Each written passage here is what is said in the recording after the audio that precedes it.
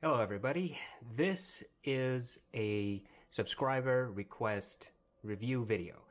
One of my subscribers asked if I could do a comparison between the LCD-2 closed, which we are currently reviewing, and the not the LCD, but the Audeze EL-8 closed titanium. Great name.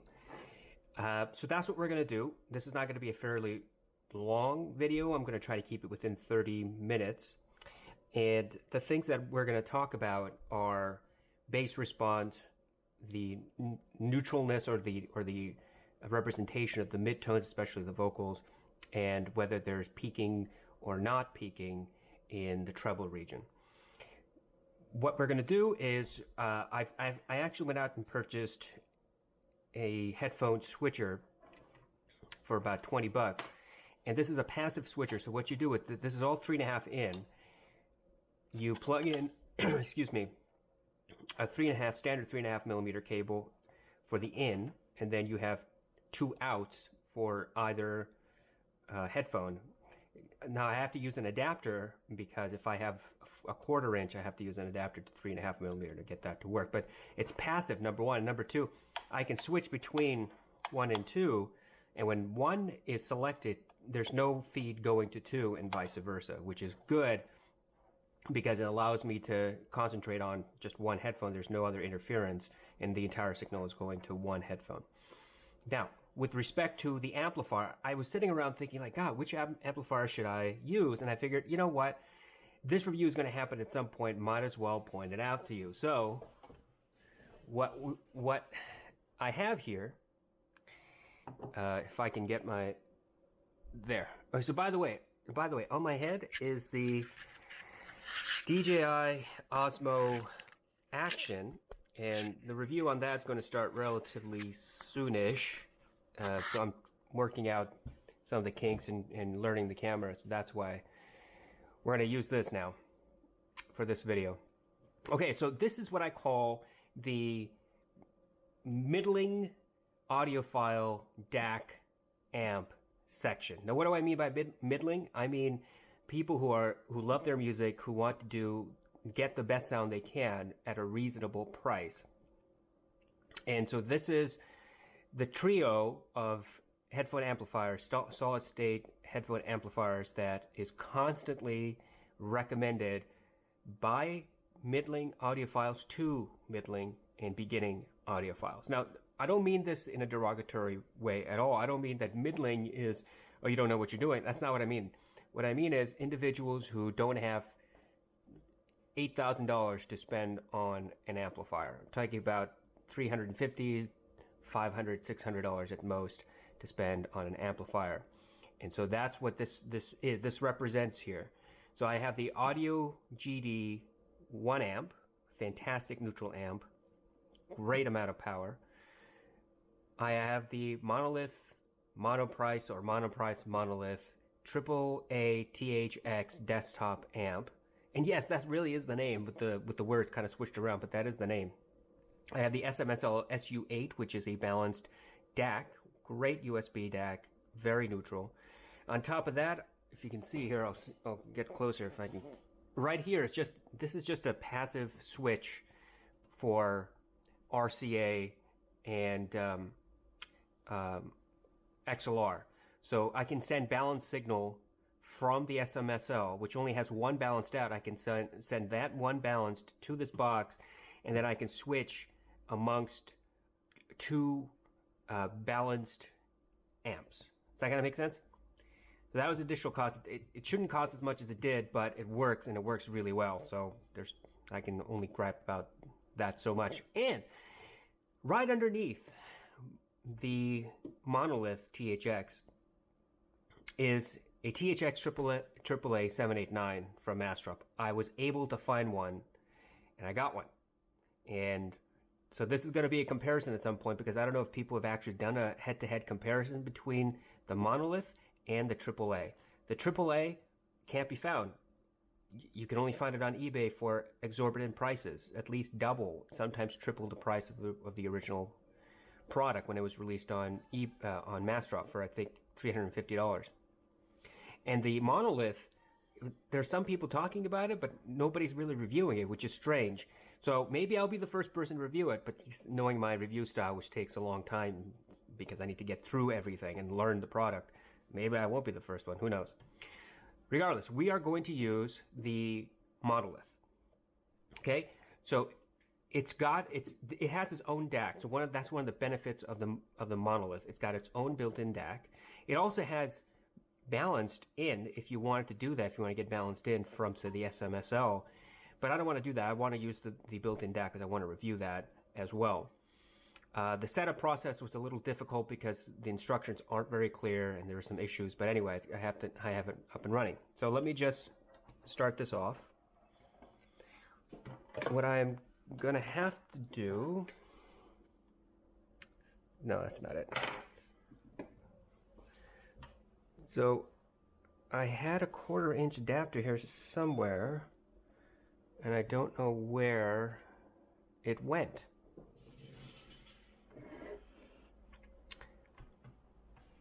Don't you just hate it when things just disappear on you? Like you have it 1 second, and the next second it's gone. Ugh, come here. I'm just going to have to steal one from another amp. Okay, so this is just going to go straight in to there. It's going to be fed into the in of this passive switch. Then I have to do, so what is going to be one? I'm going to do one as the LCD-2 closed.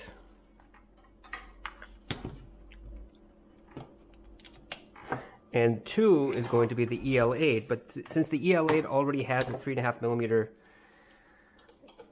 connection, I don't need an adapter for it, thankfully.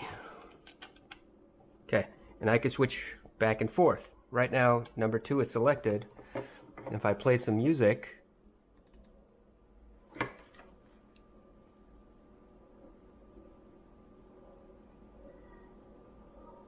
yep, definitely working.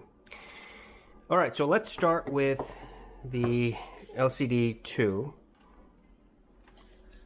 Okay. All right, so I have the LCD-2, and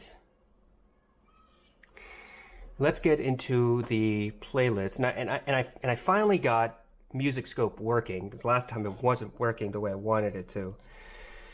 It's a very good program when it wants to work. Let's go to Spotify. Test playlist. Oh, let me make sure that I have everything in focus here. Okay, test playlist. And let's do mountains. Wait, and I should switch to 1. That makes more sense.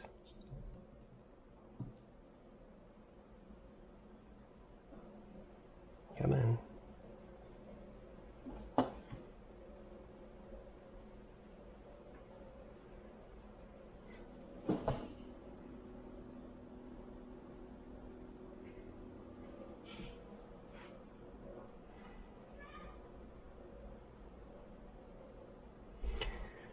So what I'm looking for in mountains is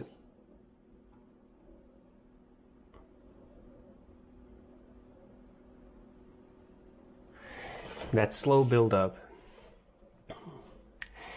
And with that slow build-up comes the rumble of the drum.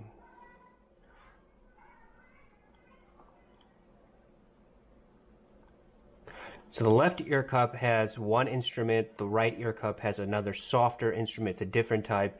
There's that rolling drum that comes in intermittently.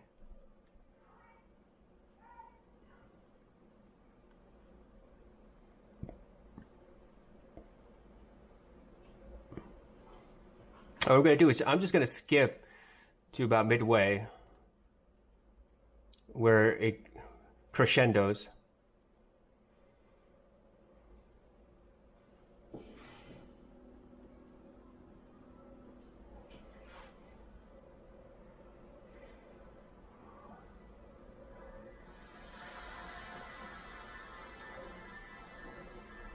It's a lot of detail.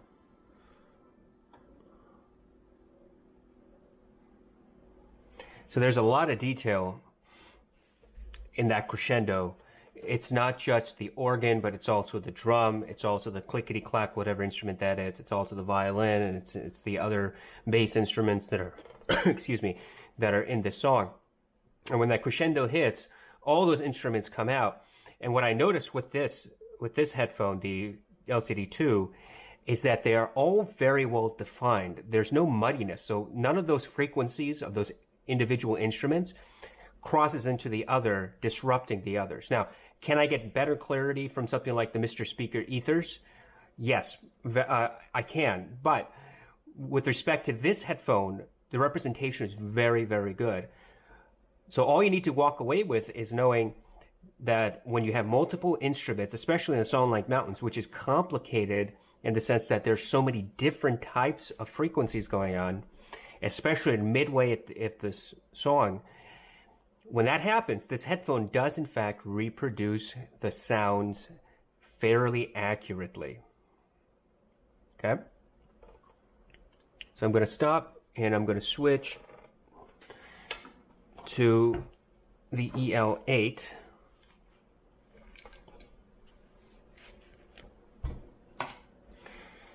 And I'm going to go back a little bit, beginning of the song.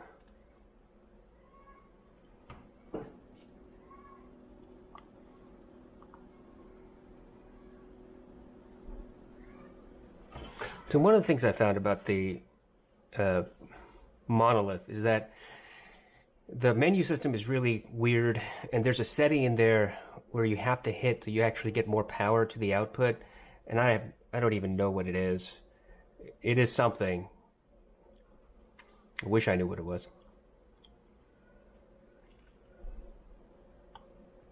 Now, does that help? I wish I knew what it was. Very unhelpful.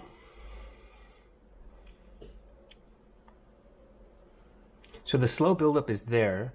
It's just not as well defined in the EL-8s as it was in the LCD-2.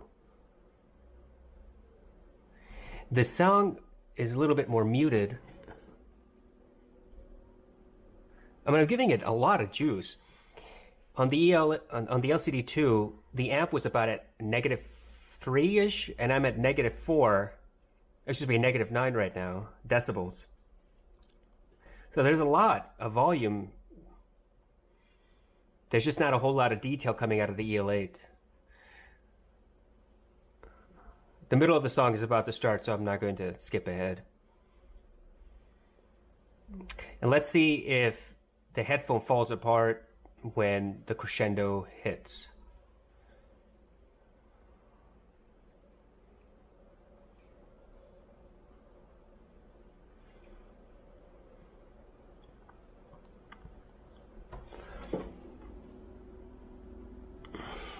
And we're about the same decibel level now as the LCD-2.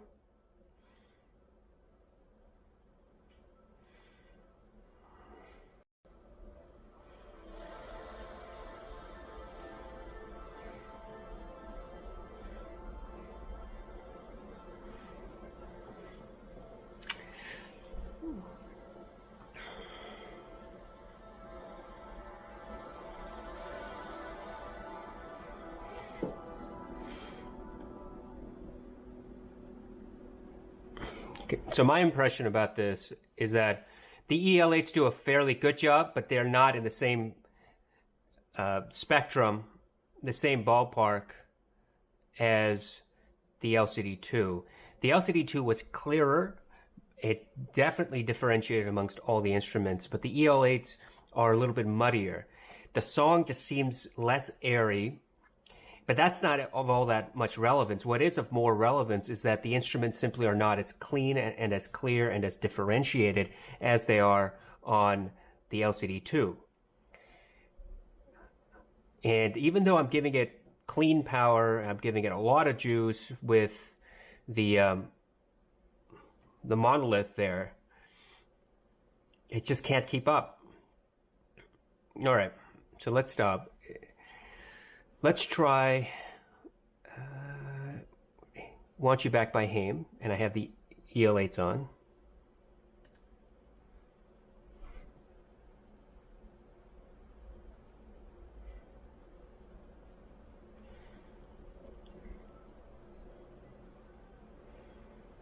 There's good soundstage.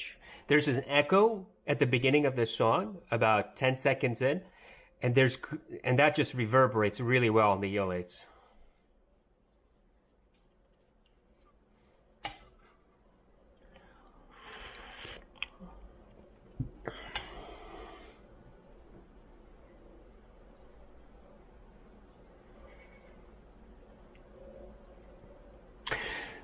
So there's differentiation amongst all three vocalists,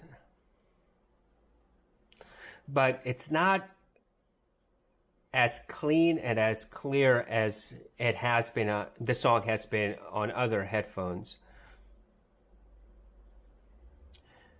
There's a bit of harshness, a little bit of graininess to the voices on the EL-8.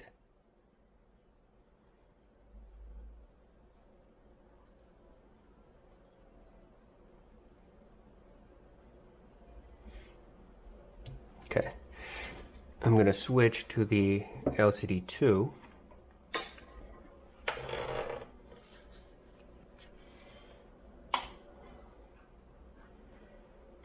Here we go.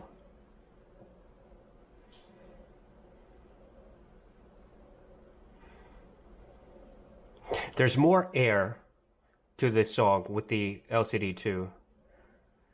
Better soundstage. So that echo that came out, what I told you about on the EL-8s, it's much better reproduced on the LCD-2. It lingers longer, and there's more soundstage to go with it. There's better differentiation amongst all the vocalists. Whereas on the EL-8s, all three were there, and I'd note there were three. I could hear all three differently, that they just were overlapping too much. But on the LCD-2, they maintain their different tones, even when they're singing together. And on top of that, there's no graininess. It's very smooth. No harshness at all.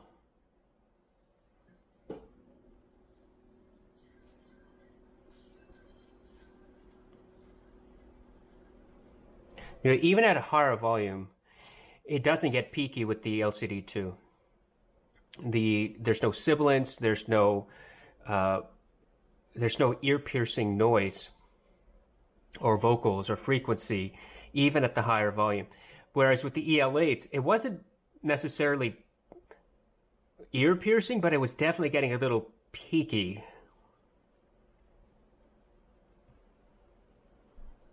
Yeah, so as far as the vocals go on this song, the LCD-2 wins because it's more airy, it's smoother, it's more natural sounding, and there's no harshness to the song. Whereas with the EL-8s, although it has good soundstage and although it does in fact produce differentiation between the instruments and between vocalists, what I'm hearing on the EL-8s is a little bit too much graininess, a little harshness, and the frequencies overlap a little bit so that it's not as clean and clear as the LCD-2. And when I say a little, I mean noticeably. So it's not just a fraction, it's enough so that I can tell you, yeah, the LCD-2 definitely sounds better. And when I say there's air, I mean there's more sound stage to the music. And the best way to describe it is that at the very beginning of the song, about 10 seconds in, there's an echo of the primary vocalist. On the EL-8s, the echo is there, but it dies off sooner, and it doesn't stay, it doesn't sound as much of an echo as it does on the LCD-2. So the EL-8s sound more closed off, whereas the LCD-2 sounds a little bit bigger. Does that kind of make sense? Now that could be part of, you could say that's because the LCD-2 has a bigger ear cup. Maybe, maybe not. I don't know how much that has an influence on it. I really don't know. Maybe it could be the size of the driver. Perhaps it could be the padding and the foam inserts that are inside the ear cups, if there are any. It could be a number of things. But bottom line, stock EL-8, stock LCD-2. The LCD-2 wins again with respect to a natural, kind of smooth sound. Now you could say, what if this individual in the song does have a grainy voice? Would you be able to know? The answer is yes, I would be able to know. And it is true that the LCD-2, in fact, rounds things off and smooths the rough edges. That is true. However, with respect to airiness, soundstage, separation of instruments, the LCD-2 has it, whereas the EL-8 just doesn't have enough of it. Does that make sense? All right, let's go to drum solo. And I'm just going to skip ahead to, let's say, 30 seconds.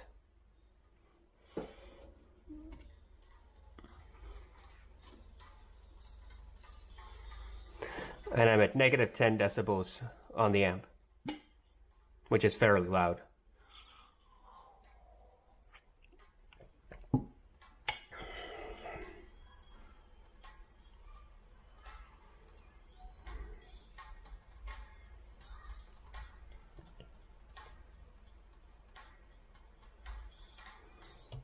So what the LCD-2 does, it reproduces the bass hits very well.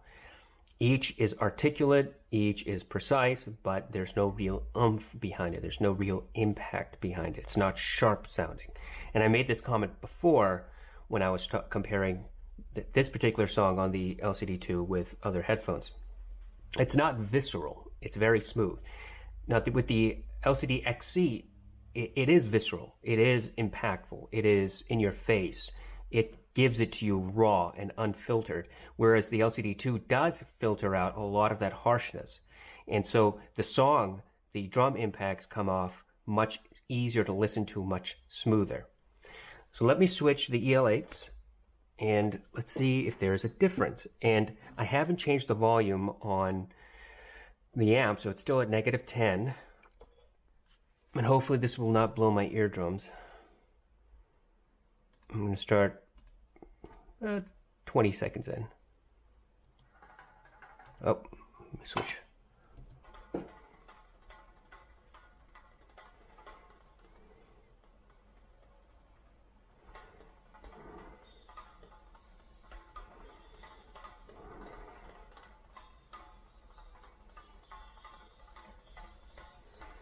There's very good separation of instruments. Like there is soundstage. I know what the cymbals are. I know what the hi-hat is. I know what the drums are.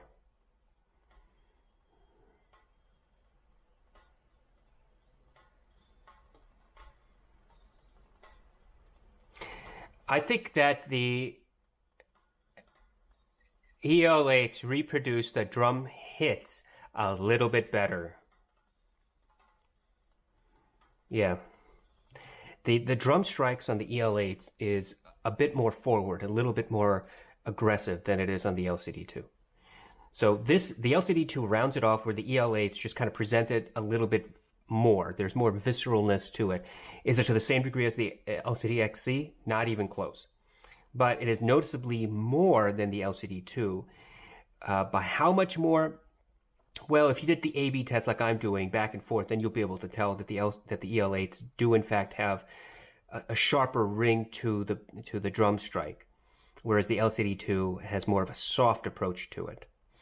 And to make my point, let's go to Kodo and do Lion. There's good reverberation in the ear cups on the EL-8s.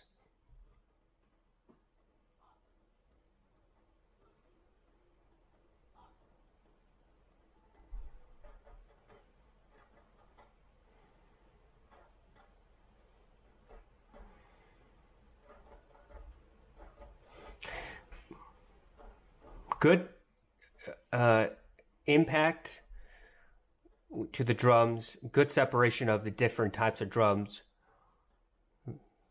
Each drum is distinctive from a different type. There's clear soundstage, and there's reverberation in the ear cups. When they go hoo-ha, there's that big rumbling bass drum that comes in. Now, I know that big bass drum is reproduced much better on, say, the XC or the TH900 or the ZMF Atticus. On the EL-8, it's there. It's just not as audible. So that's kind of an issue. that big bass drum is a really low frequency. There's a reverberation in the ear cups when that comes in, but there's not much impact to that drum. There's just the reverberation. Let me switch to the LCD-2, and let's see if there's going to be a difference. Oops. Okay.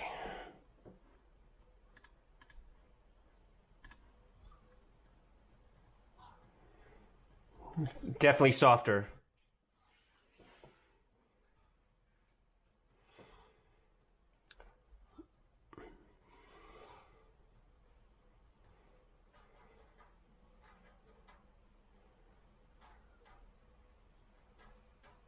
Yeah, it's not as impactful as the EL-8s. I mean, it's good, it's fun to listen to. It's a comfortable frequency reproduction, not ear piercing at all. But if you want all the detail to that drum, I mean, meaning you want that big drum strike, the EL-8s do it a little bit better. And that big barrel drum, that bass drum,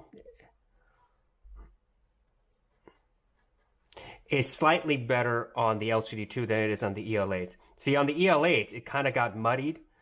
I wasn't hearing that big bass drum as much as I was feeling the ear cups.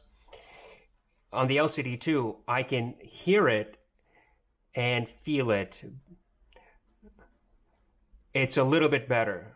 Is it so much better that I'm going to say, oh, definitely this is night and day difference? No, it's not that. It's just, it's clearer, it's cleaner on the LCD-2 than on the EL-8.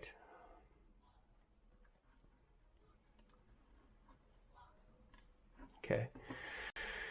Let's try one more song. Let's do Flight from the City, which is all piano. Have the LCD-2 on.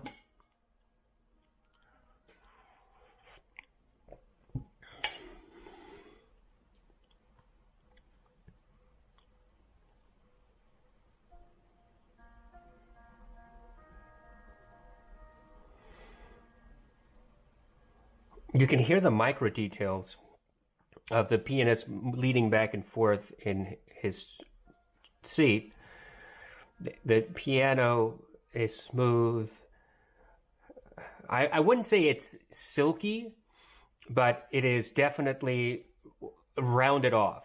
So the piano strikes are not allowed to go above a particular frequency, and it rolls off really before it gets ear piercing. Because I have this at a fairly high volume, but it's still quite easy to listen to.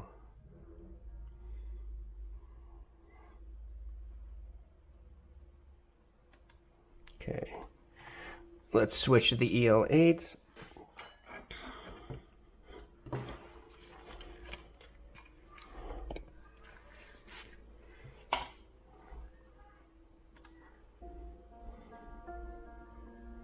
Much more closed off. LCD-2 is more open, more airy, there's more soundstage. EL-8s, it's almost like I'm stuck in a closet and I'm listening to this.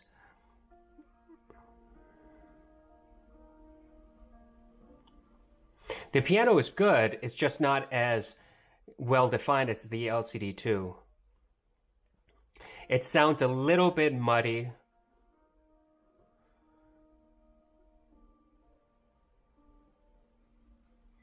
And the micro details of the leaning back and forth in the seat don't come out as clear as the LCD-2.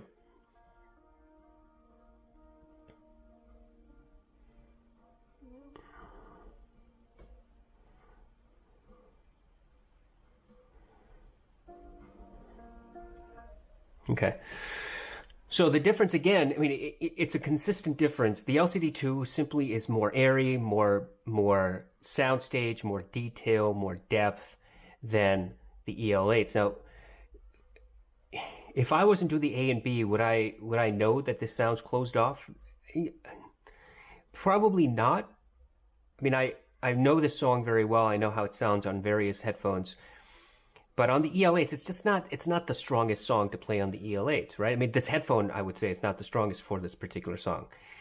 It sounds claustrophobic. It's like you're in a closet and you're listening to it. It's very narrow. The piano is not airy. It's not silky. It's not smooth. It's just there.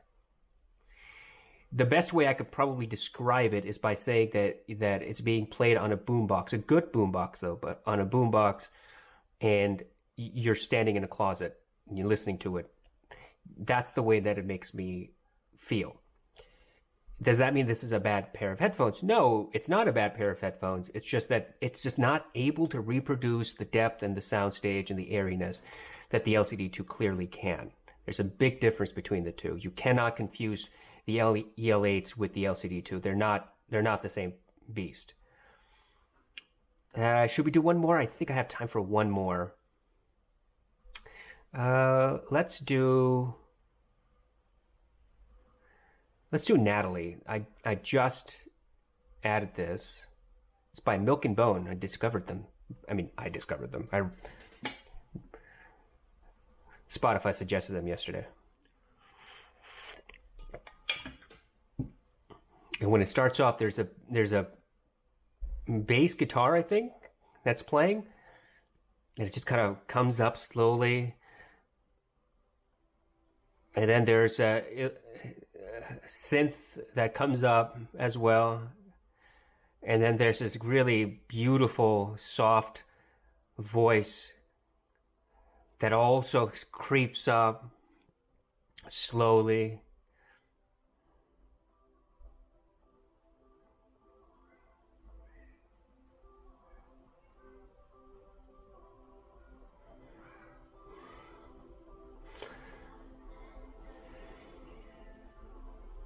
And it's a little harsh.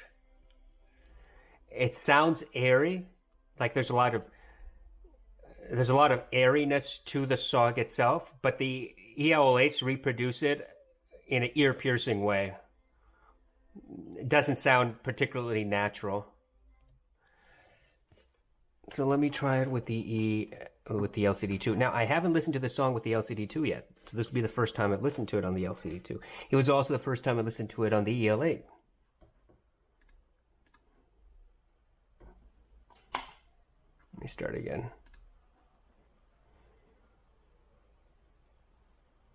That bass that comes in early in the song, it seems to start sooner than on the EL-8s. It just reproduced better. I couldn't hear it on the EL-8s until maybe about 2 seconds into the song, whereas on the LCD-2, it was readily apparent that it was there.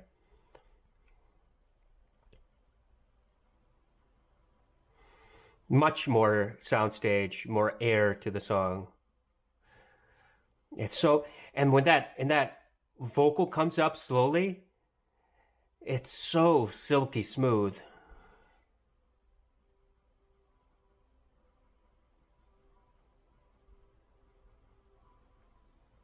And I can hear her breathing. I couldn't hear that on the EL-8s.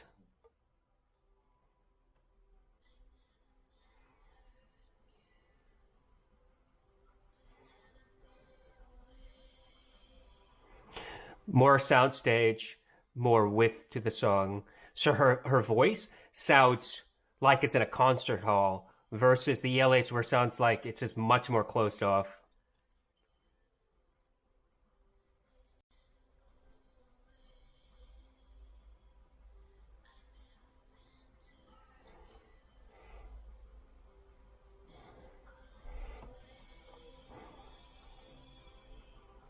Okay.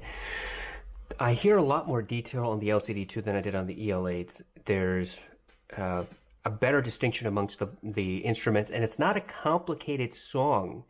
So the bass starts, and then there's this electro synth that comes up, and then her voice comes up, and there's just that loop, and it keeps going back and forth. So the first minute and a half is not complicated at all. It's just 3 or 4 elements. And the LCD-2 clearly define each of those things. There are 4 of them. This is how it is. This is how I'm presenting it. I'm going to round off some of the edges and I'm going to give it to you. And it sounds really, really good. It's very smooth. Now, when the vocal comes in on the LCD-2, it's just shy of being hurtful to the ear.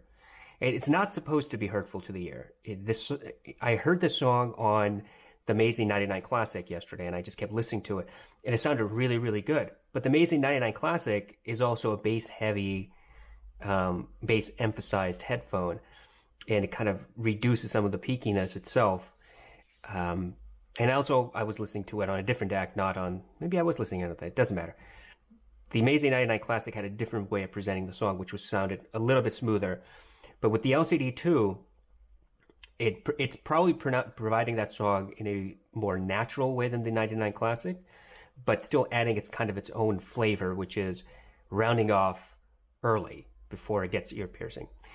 The EL-8s, however, don't do that. The EL-8s just get a little funky. It's a little bit of graininess, a little bit of harshness. It's not as much airiness by a good measure, at least definitely I can tell with an A and B test.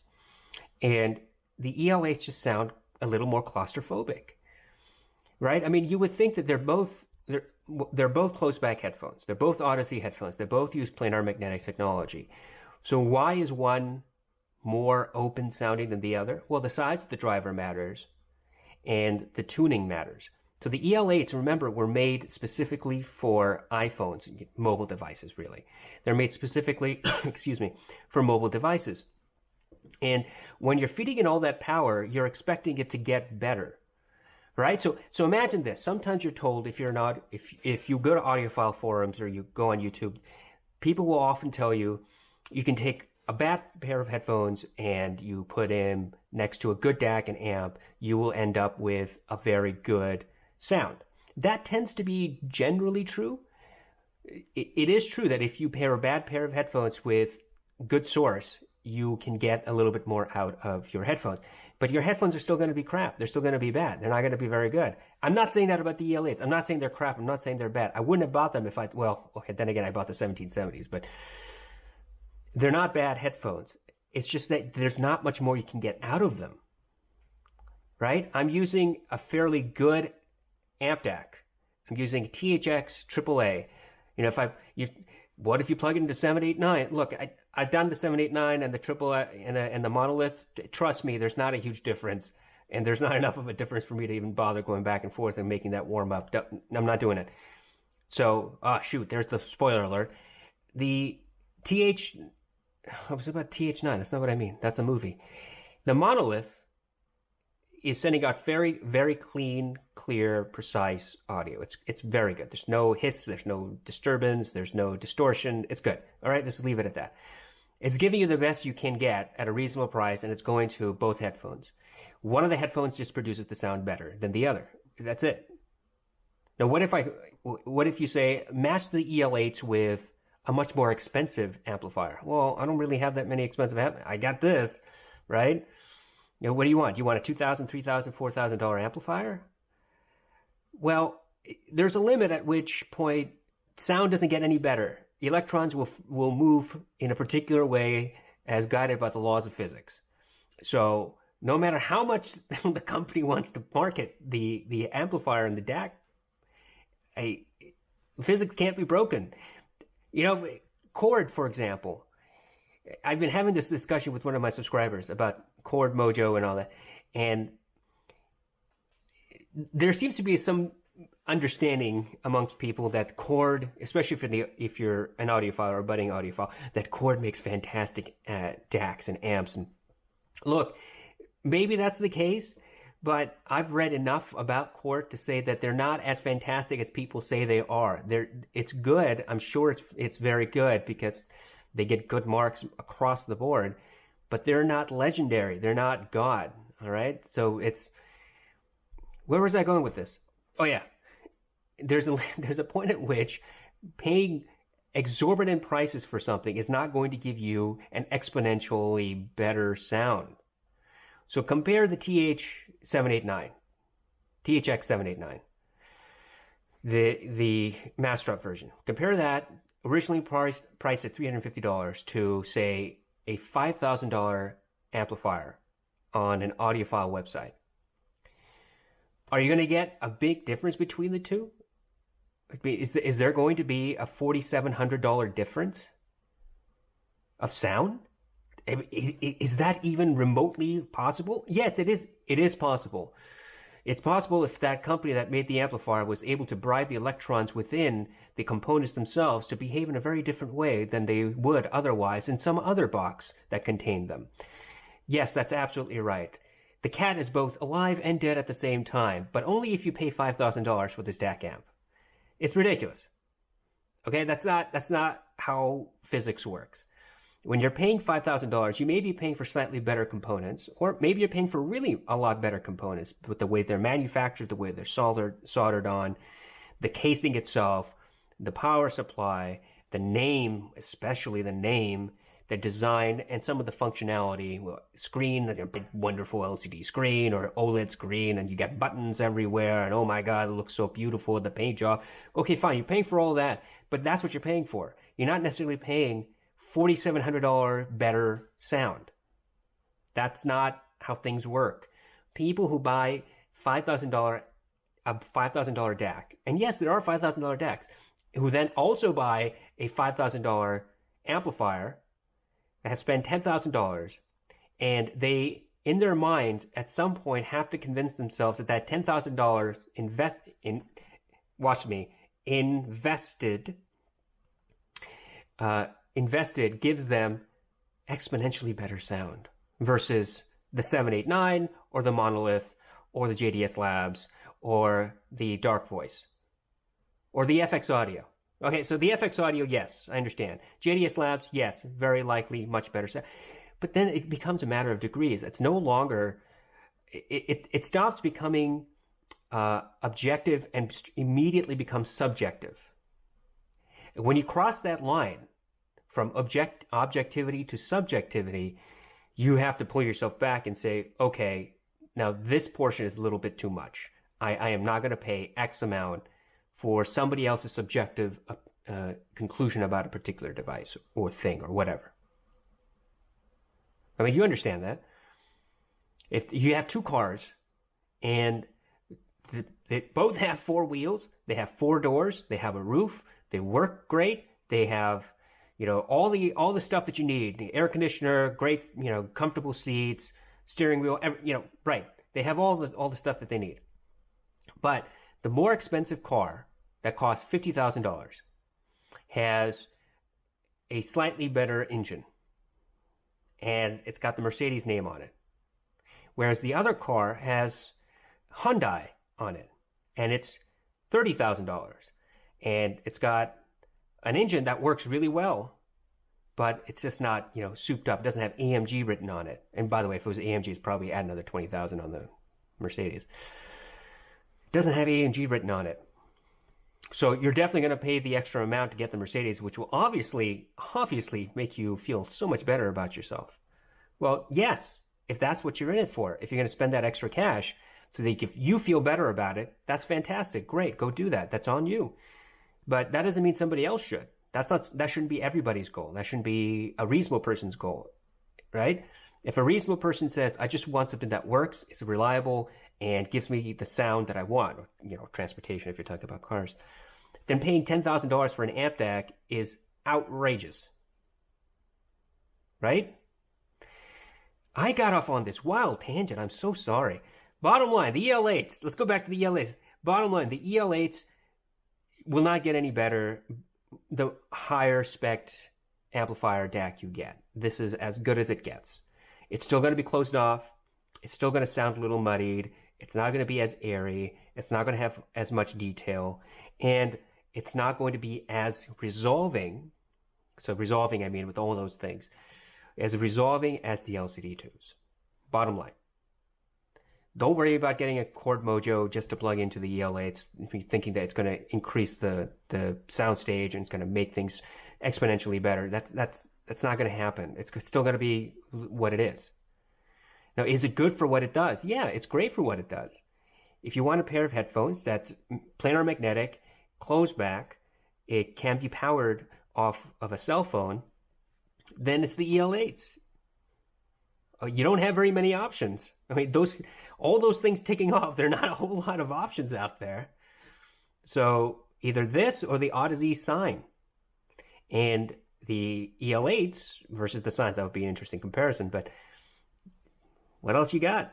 That's closed back. Do they do a good job? Yeah, they do a good job. They're not the same thing as the LCD-2. All right. Hopefully that has answered everybody's question. Everybody, the one person who asked. But if you were interested, great. Hopefully this has been of some help to you as well. 45 minutes in. Sorry about the rambling, going off tangent, but that's just the way things roll sometimes. Next up, maybe tomorrow, Tuesday, something like that. Maybe tonight. We are going to do a test between the LCD-2 and the Meze 99 Classic. And the idea is the comparison is going to be to determine which sounds better, more smooth, more relaxing. All right? Everybody have a wonderful day until next time. And I also have a wonderful day then too. But thanks for subscribing.